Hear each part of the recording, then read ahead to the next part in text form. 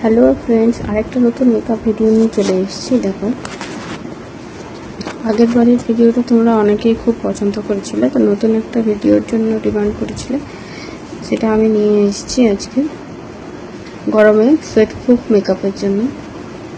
দেখো, ফার্স্টে আমি ক্লিন করার পর grip spray as a toner আমি ইউজ করে নিচ্ছি। টোনারটা একটু ভালোভাবে ড্রাই করে নিচ্ছি।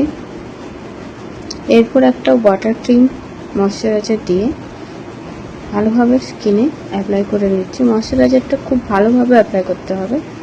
দেখো, গলাতেও অ্যাপ্লাই করছি। যেটা আমরা ফেসে করব সেটা গলায়, ঘাড়ে মাস্ট, ওটা করতেই হবে আমাদের। আমার কাছে যেহেতু আইব্রো প্যালেট বা আইব্রো জেল কিছু ছিল না, তার জন্য আমি আইশ্যাডো প্যালেটের একটা ব্রাউন শেড নিয়ে মিক্স অ্যান্ড ম্যাচ করে একটা আইব্রো কালারের শেড বানালাম।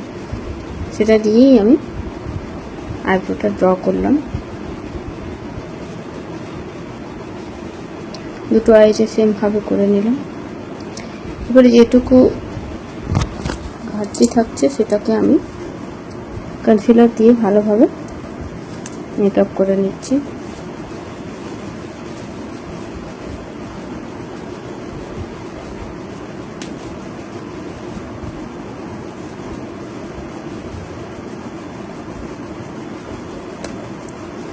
দুটো আইব্রো দেখো সমান করে নিয়েছি।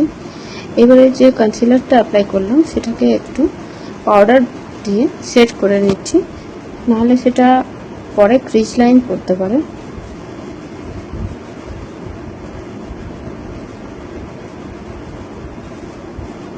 নিচেও ভালোভাবে কনসিলারটা লাগিয়ে নিলাম।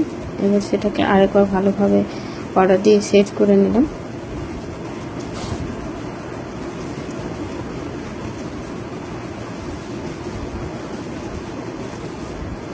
নেক্সট পার্টে আমরা আই মেকআপটা শুরু করব। আউটার কর্নারে একটা ডার্ক কালার দিয়ে সেটাকে আগে ভালোভাবে ব্লেন্ড করে নিতে হবে। দেখো, একটা ভালো ব্রাশ দিয়ে, পরিষ্কার ব্রাশ দিয়ে ভালোভাবে সেটাকে আমি ব্লেন্ড করে নিচ্ছি ইনার কর্নার দিকে।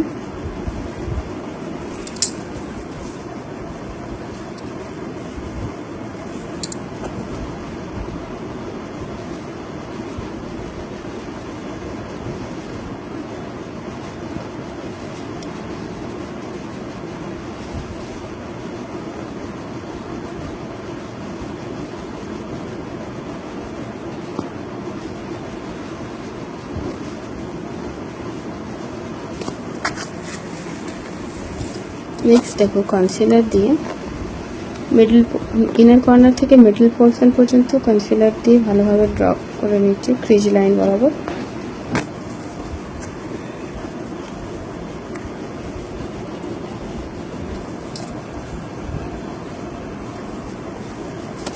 এরপরে মিডল পোর্শন থেকে ইনার কর্নারের দিকে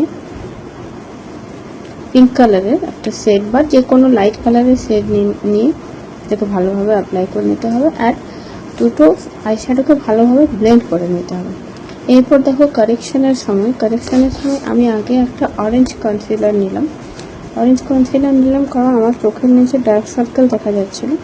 তারপর সেটাকে ঢাকতে একটা স্কিন শেডের কনসিলার নিয়ে ভালোভাবে সেটা স্কিনের সাথে ব্লেন্ড করে নিলাম। এরপর ফাউন্ডেশন লাগাবো। আমি রিকোয়ার্ডের ফাউন্ডেশন অ্যাপ্লাই করছি।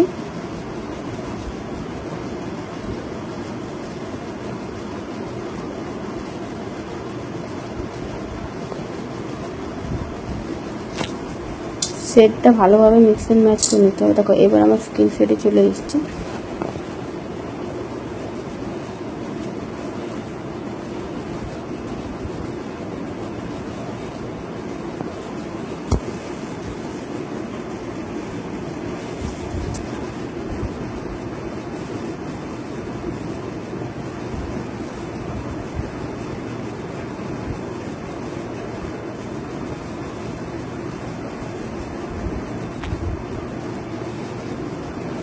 ভালোভাবে ফাউন্ডেশনটা ব্লেন্ড করে নিলাম। এবার কন্ট্রোল ক্রিম দিয়ে ভালোভাবে কন্ট্রোল করে নিচ্ছি।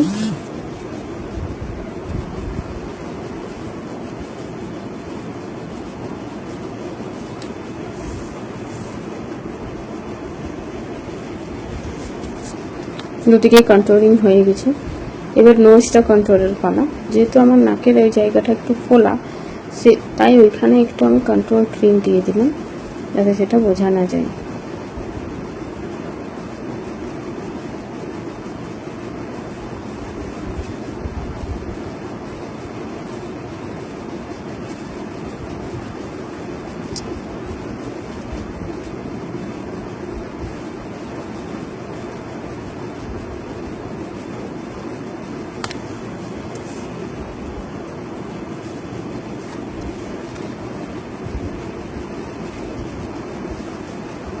কন্ট্রোলটাকে ভালোভাবে ব্লেন্ড করে নিলাম।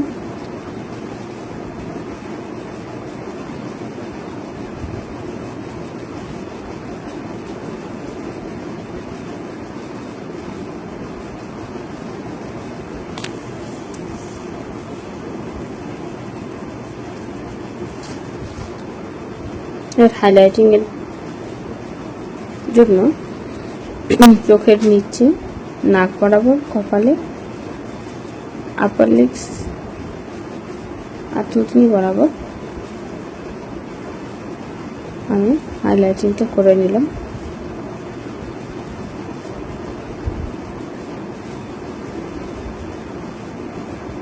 ব্লাশ অ্যাপ্লাই করছি। ব্লাশটা আমি ডাইরেক্ট অ্যাপ্লাই করেছি, তোমরা যদি না পারো তাহলে আগে ব্লেন্ড করে নিয়ে প্যালেটে দেন অ্যাপ্লাই করতে পারো।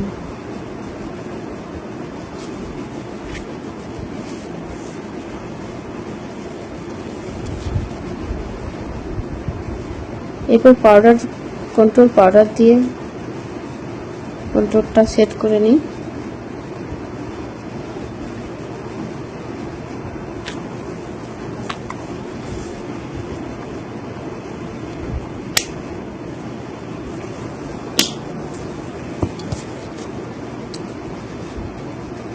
হাইলাইটিং পাউডারটা কম্প্যাক্ট পাউডার দিয়ে হাইলাইট করে নিচ্ছি।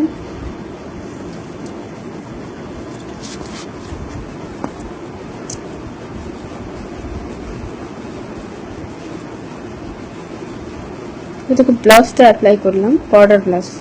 আগে লিকুইড ব্লাশ অ্যাপ্লাই করেছিলাম, এবারে পাউডার ব্লাশ অ্যাপ্লাই করলাম। পাউডার ব্লাশ অ্যাপ্লাই করার পর আমার যতটুকু দরকার ততটুকু ব্লাশ রেখে বাকিটা ব্লেন্ড করে নেব আমরা।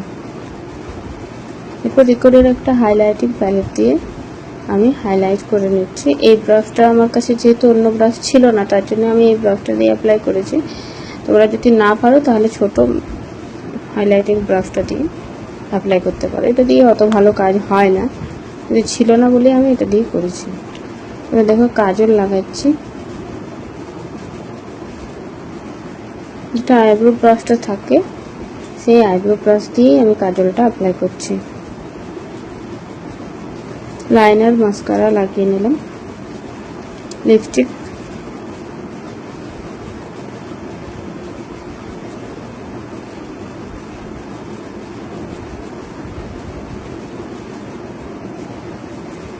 Complete makeup. এবার একটা মেকআপ ফিক্সার দিয়ে দিলাম। দেখো কমপ্লিট লুকটা তোমাদের কাছে নিয়ে এলাম। কেমন লাগলো অবশ্যই জানিও। যদি ভালো লাগে একটা লাইক অ্যান্ড কমেন্ট করে দিও। Thank you, tata, bye bye সবাইকে।